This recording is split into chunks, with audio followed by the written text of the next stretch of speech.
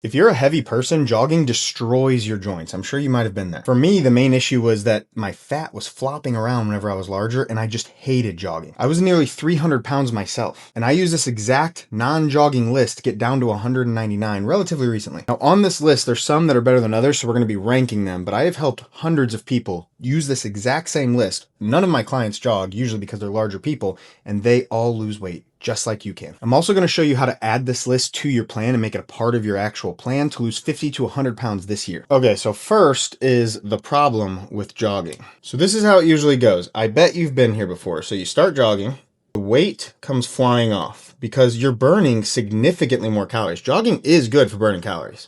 But then maybe your knees start hurting. Or it could be your feet, plantar fasciitis. That plagued me. And then this is the worst part. You're forced to stop. And then comes the end, which is a massive rebound.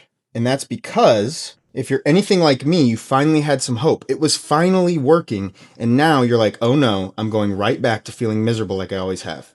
In my opinion, jogging, it's great, okay? If you like it as a hobby and you're fit and you want to like become faster at races or whatever, I'm not saying jogging is necessarily the worst thing in the world. I'm just saying it breaks down heavy bodies. And that is the general population that I'm trying to reach, because that's what I was. I was a heavy person with my fat all flopping around. It hurt. It hurt my body. It hurt my knees. It hurt my feet. You might be in physical pain. I'm telling you, there is hope. There's in fact much better ways, in my opinion, faster ways of losing weight. Jogging for a heavy person, at least, is like progress built on glass. Like if you're walking out there and you've walked halfway across the football field of glass, and you're like, dude, if it breaks now though, I'm screwed. And that's kind of the general theme here. By the way, I have a free habits program, 30 pounds in only 3 habits. It's free in the description, in the pinned comment. Go ahead and grab it there. Okay, so these are not in any particular order. Pardon my lack of straight lines. I'm sorry I didn't have some sort of rule or something, but this is going to be the ranking thing. We're going to keep on referring to this. So first is going to be cycling. I have a love. I am biased towards cycling because I have a chronic condition that doesn't really allow my nerves, especially to run, but even sometimes walking bothers my nerves in my feet and my legs especially. They get heavy and they get very tired very quickly, and I'm like sick for days sometimes if I push it too hard. So cycling allowed me to push. It allowed me to do some cardio at a consistent pace, which we're going to be talking about, like pacing at the end and like how to actually put this in your plan. Because there is ways of doing the cardio that would drop it in the ranking system. So something might be an S, and cycling isn't going to be an S, by the way, but something might be an S that if you do it the wrong way, I mean, it could easily drop down to a D, you know? So there is ways of doing it. That's going to be towards the end, but cycling in and of itself, I have a bias towards it. So take that in mind whenever I'm talking about this.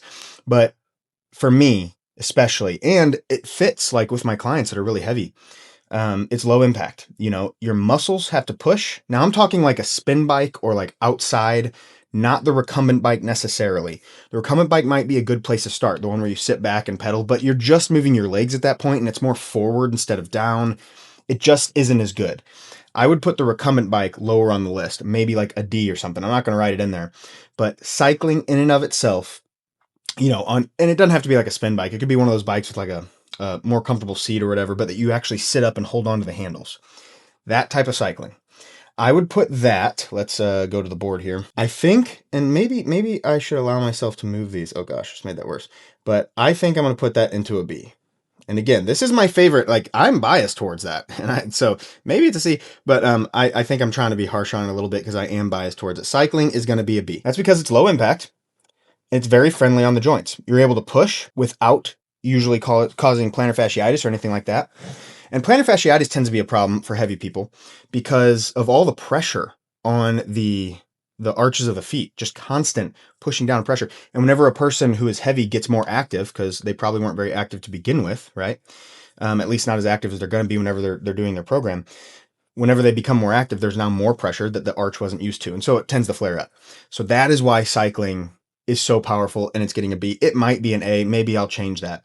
But it's very joint-friendly fat burn. Something that I really like to do with the bike is focus on watts and like sustained watts. So not how high can I push it. Sure, you can do intervals. I'm talking more sustained cardio here. I found that whenever I started cycling, you know, close to like 170, 180 watts was like what I could sustain. And then as I got better and better at it, I'm easily now pushing 300 watts. Now that might sound confusing, like, what is the purpose of measuring your output in watts? It's basically how hard you're working. Watts is a really close correlation to the calories that you're burning. So if you were at 150 watts and now you're at 300 watts, you're burning double the calories. As you become more fit, if you're pushing, let's say that you pick in your mind for all of these things, I'm going to work at a level 6 out of 10, whatever that means to you. It means you're not like 10 balls to the wall, you won't be able to sustain it. It's not a 4 or 5 easy. It's like above easy, maybe 6, 7 out of 10. As long as you keep that a 6, 7 out of 10, and the kids watching, I teach kids classes at the gym and they're always saying 6, 7. I don't even know what it means. No one knows what it means. Anyways, so let's say a 7 out of 10 is what you're working at. If you keep working at a 7 out of 10, you will get more fit. And that 7 out of 10, the watts will naturally rise, but you're not working any harder. And that's what's so powerful, in my opinion, about the bike, is that the watts are just the driving force of always keeping you burning more calories. Okay, now let's go to rowing. For me personally, I think it'd be lower on the list just because I don't enjoy it. But in terms of like straight up calorie burn and longevity, not, you not getting injured, which plays a role in this, by the way, all of these things are going to be ranked by not just like calorie burn, but how long can you do them? How hard can you do them without injuring yourself? Because if you injure yourself, that's going to be down here. That's why running, sneak peek, is going to be down here. It's not because it doesn't burn calories. In fact, it might burn more calories than some of the stuff on this list, but you can't sustain it usually. So rowing, you can get pretty intense in rowing, but I like to, again, try to practice that sustained output. I usually, instead of going by watts, I go by like meters per minute or meters per second or whatever it measures on the thing. And you'll see like your pace, and you just try to improve that pace, still working at a 7 out of 10. It's nothing crazy. And we're going to talk about zone 2 and like what that feels like later on in the video, how to add it to your plan. That's kind of that last little part, but it's a full body calorie burn. That's what makes it, in my opinion, better than cycling. It's still very low impact. And, you're not going to get pain in the bottoms of your feet. You might start getting a little bit, like for any of these, of course, some nagging irritations might start in the knees or whatever, and you might have to switch to one of these other ones while that recovers. But usually you're not going to get some sort of knee pain due to the shock and the impact, because there really is no impact. But it's still total body. You're using your arms, you're using your legs, you're using your core, you're trying to sit upright, and it gets you huffing and puffing pretty good. But I would try to intentionally hold back so that you can sustain any of these for 20 to 30 minutes at a time. You might have to start at like 10 minutes, and as your fitness improves, you lengthen that to 20, 30 minutes. At that point, you can keep making it harder and harder while still working at that 7 out of 10 because you are getting more fit. And in the same amount of time, you're burning way more calories. If you took that principle of as I get more fit, I work harder, but I'm still working the same difficulty, it's just I'm more fit, if that makes sense. If you always do that with all of these, by the end of the year, let's say you give it a year, you'll be burning, I bet, double the calories, at least, in the same 30 minutes. Imagine how much easier it is to lose fat when you're a more capable person of losing fat. Greg Doucette on YouTube, you probably, if you're watching this channel, you probably have heard of him. He's way bigger than me. He calls it being a better butter burner, and I like it. If you use your fitness, you don't burn less calories, you burn more calories. But if you don't use your fitness, if you just stay at the same level and now your 7 out of 10 has become a 5 out of 10 because you're more fit, you are going to burn less calories because you're just coasting now, whereas used to you were working. So you have to keep working, but that's the premise for all of these. A fun little challenge for you, and this could get in the realm of exiting zone 2 and just getting into something that's a little bit too hard, but still it might be something fun to do every once in a while to test yourself. How far can I row in 20 minutes? If I can row, 1,800 meters, I don't even know what it is. I don't use the rowing machine too much. But let's say I can row 1,800 meters. It'd probably be longer than that, but who knows? I can row 5,000 meters in 20 minutes. If I can get to 5,100, I am more fit. If I can get to 5,300, I am more fit. And although that'd be like a maximal 20-minute bout, not exactly what I'm talking about, sustained cardio, it might be a fun test to do every month. I've never even tried that. That sounds like a lot of fun to me. Okay, next is going to be Stairmaster. What's fun about the Stairmaster is that heavy bodies burn more. But it can be kind of intense. So I'm going to put the Stairmaster here, but man, this is harder than I thought. It could easily be justified as an A in my opinion. So obviously if you're heavier, it's kind of like you're carrying a backpack and you're burning more calories probably than the average person on the Stairmaster. And so right now, this is a huge advantage to you. The reason I put it in a B is because this one does, in my opinion, lean towards a person's knees hurting a little bit. Because a lot of my clients just simply going up the stairs, eventually, like if they go up enough stairs, it'll start hurting their knees because they're carrying 400 pounds up the stairs. And so that's what a Stairmaster is. So I would say ease into this. As you get more fit, that could move up the list. As you lose weight especially, and therefore get more fit and all that stuff's intertwined, that will move. I bet this ends up being an S tier exercise. I bet there's a reason that a lot of bodybuilders, a lot of fit people on Instagram and everything, you see them using the Stairmaster. So just be aware of overuse, and I think it gets a solid B if you're a heavy person. Okay, next is walking.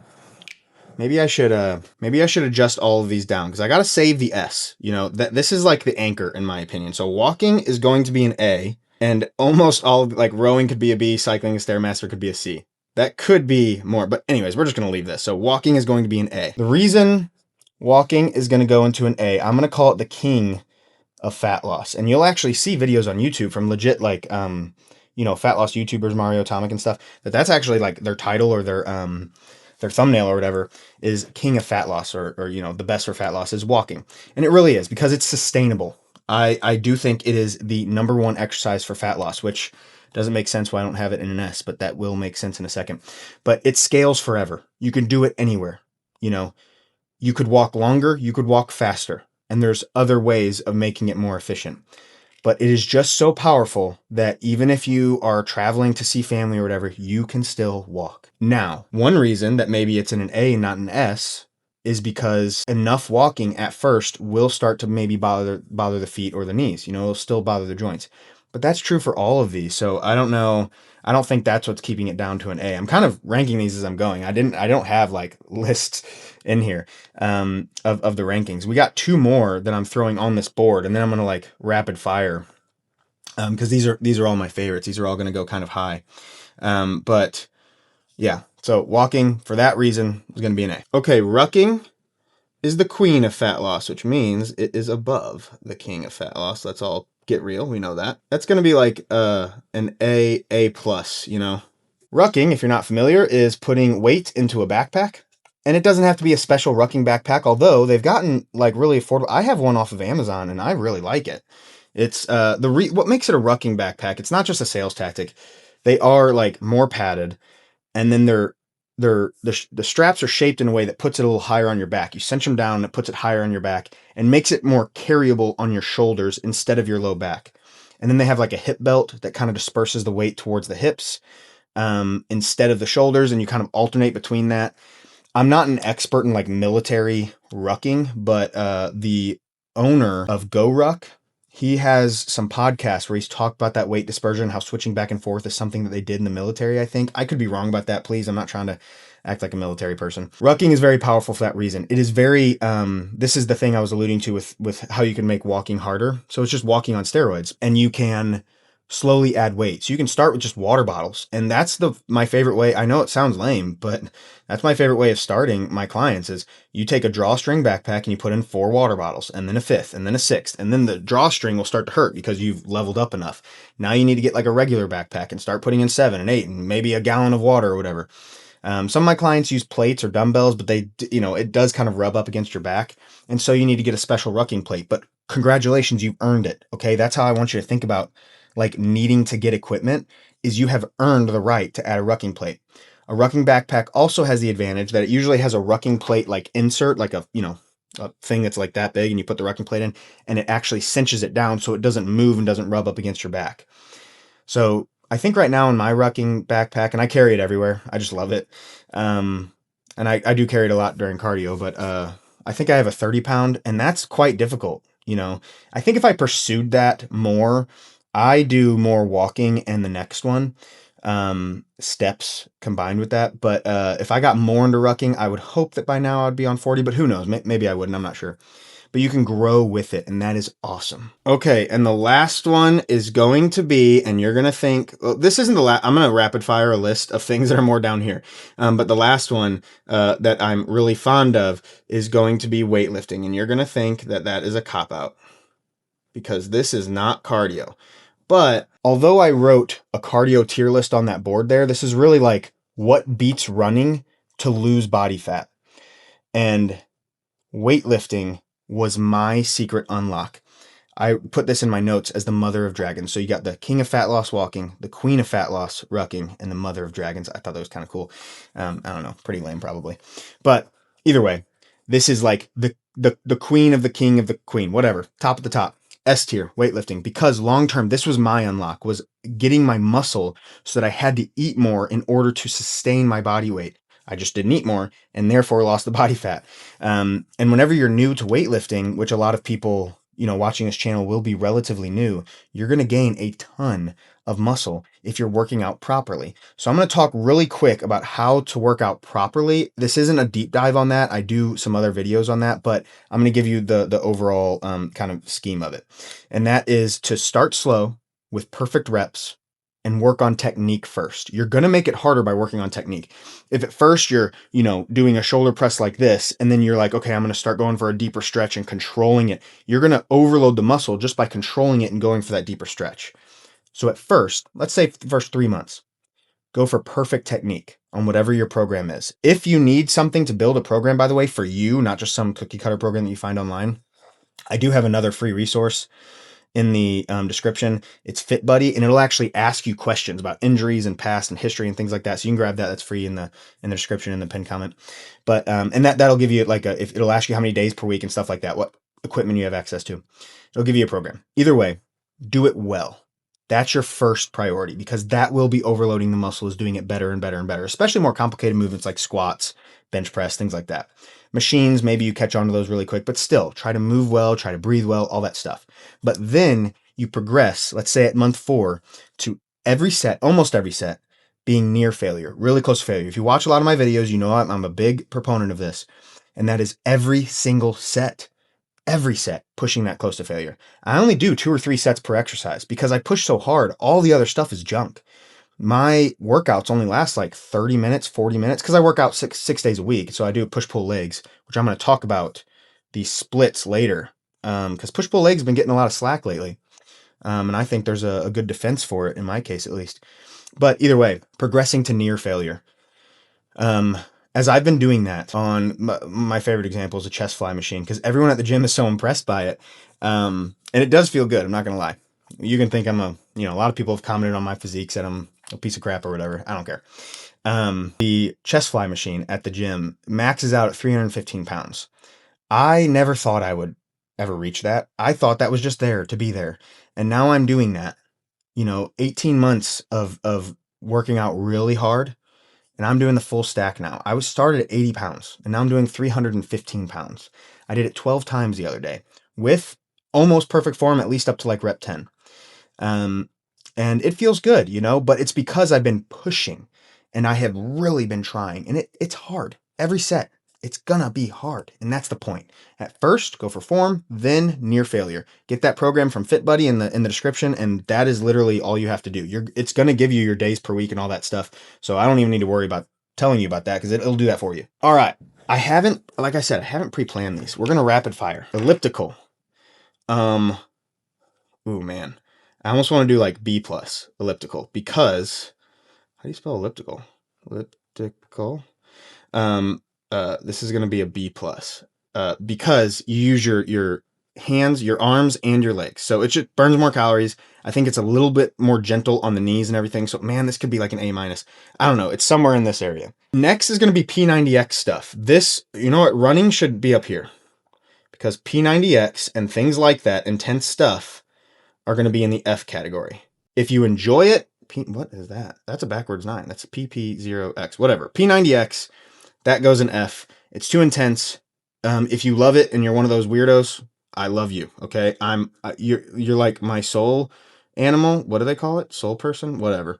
You are one of my people. Okay. But I don't gel with those for my clients. Running, right there in a D. That was on the list. Swimming. I really like swimming. So, swimming for heavy people specifically. That's going to go up here, because it is so easy on the joints. It is, if you enjoy it, it is up here, because you just could keep on progressing. You can try to get faster. It might be kind of hard to track. Maybe there's special swimming like watches or something or whatever. Maybe the Apple Watch is capable of that. But anyways, swimming up there. And then jump rope is going to be down here. Jump rope. Same concept here. Too intense. Specifically, if you're fit, if you're like a boxer and your feet aren't going to reject it, then maybe it's up here. But again, the context of this video, it is going to be down here, because it is going to wreck your feet long term if you're not used to this.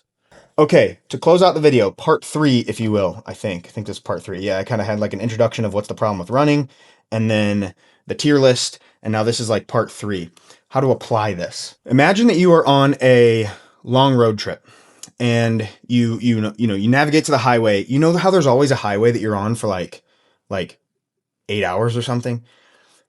Hit cruise control, and your shoulders kind of drop, right? Your grip loosens, you're not as intense, I'm here for a long time and I'm just gonna go straight. You're still moving and you're still working towards your destination. It's hard, if you've ever done a road trip that's that long, the longest road trip I did was to Colorado, it was 18 hours from here. And it was hard, but it was sustainable, I could do it. That is zone 2 cardio. This is going to be the theme of applying this to your, and I alluded to that earlier of like the pace and stuff, but we're going to get into that now. All right. So first, some ground rules. I almost don't want to erase this, so I'm just going to tell you, okay? Because I want to take a picture of it or something. I guess I have video evidence. I'll erase it. I know it's probably stupid. It's not the prettiest thing in the world. Let me know if you appreciated it though. I mean, I drew that, by hand. All the colors, and I'm not a very artsy person. All right. So I'm going to write in a different color. Orange, my favorite color. So some cardio rules. Number 1, this is for your heart health. I know it's not sexy. I know you're here to lose weight, but I promise you also want to live longer while doing it. Cardio, this is the main thing that it is for. It does help with weight loss a lot, okay? But mainly it is for heart health. And 2, you cannot think of it as punishment. If you eat bad or something, which is very subjective, but if you eat bad, you don't use cardio to punish yourself or make up for it. Zone 2 guidance. How to be in zone 2.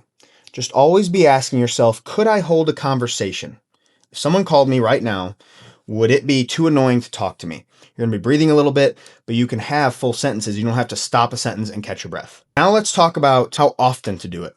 I would start with 10 minutes. If you're a heavy person, you just pick something. Really, it's pick something, okay? Don't take everything I'm saying as gospel truth. But I would start with 10 minutes 3 times a week. The more often, in terms of days per week, in my opinion, the better. If you can take an hour and divide it out between 6 days a week, that's going to be better because you are, I always use this analogy. If you want to learn French, you move to France. That is the best way of learning French because you are enveloped in the language. So the more often you do it, the more often this is going to be something that is on your mind. With that said, not everyone has 3 or 4 or 5 or 6 days a week. So as many days per week as you can, divide out the time you're willing to commit. I would just start with 10 minutes, 3 days a week if possible, and then grow that into 30 minutes, 3 days a week. You can always add days per week, but at that point, I would be focused on increasing the intensity of your cardio by letting yourself get more fit and using that increased fitness. So if you're on a treadmill, for instance, if once you reach 30 minutes at, let's say, 3 miles an hour and 3% incline, just a bunch of threes, try for 4% incline, and then try to get used to that, and then 5, and then 6, and then eventually you're doing 30 minutes, 3 miles an hour at 12% incline, and you are burning 4 times the calories of what you used to in the same amount of time. That makes you a better butter burner. That makes you more efficient at burning calories. And that's where fat loss starts to get easy, when this snowballs into you being a more fit and more capable person. There's also other habits and stuff. I talk about those in I think the last video from this one actually talked about a bunch of habits. I don't know. I've been putting out so many videos lately. So go look at those channels or those videos on my channel. Let's talk about lifting real quick. I know I gave a little bit of insight into that earlier, but in terms of how often to lift, 3 full body days appears to be, in my opinion, according to the research, seems to be one of the best strategies you can use. So if you want to work out less, 2 to 3 full body days is good. For me, I want to work out more. I want to be at the gym every day. I love it. I'm addicted to the feeling of my muscles, the tension, I love it. And so that's where I think there's a defense for push-pull legs. Push-pull legs, first off, all this stuff, we're talking about 5%, like is total body 3 times a week better? Maybe by 5%. It's just not going to be for you and I. We're not looking to be physique competitors, probably, if you're on this channel. We're not looking to step on stage. I just want to be fit. I want to look good in a t-shirt. I want to look good with my shirt off. But I'm not looking to be like the most muscular version of myself. I just want to be strong. I want to feel good, and I want to be able to do this easily without suffering.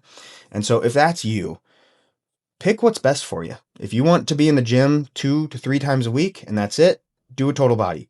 If you're addicted like I am, start with maybe 2 total body days, move to 3 total body days. That's what I did. 2 total body, 3 total body, and then push pull or upper lower, whichever one you want. I think I did push pull, and then eventually progress to push pull legs. Push pull legs would be Monday, Tuesday, Wednesday would be push pull legs, and then Thursday, Friday, Saturday would be push pull legs. So you're working out 6 days a week. Upper lower would be like Monday, Tuesday, Thursday, Friday, or whatever, something like that. FitBuddy will help you figure that out.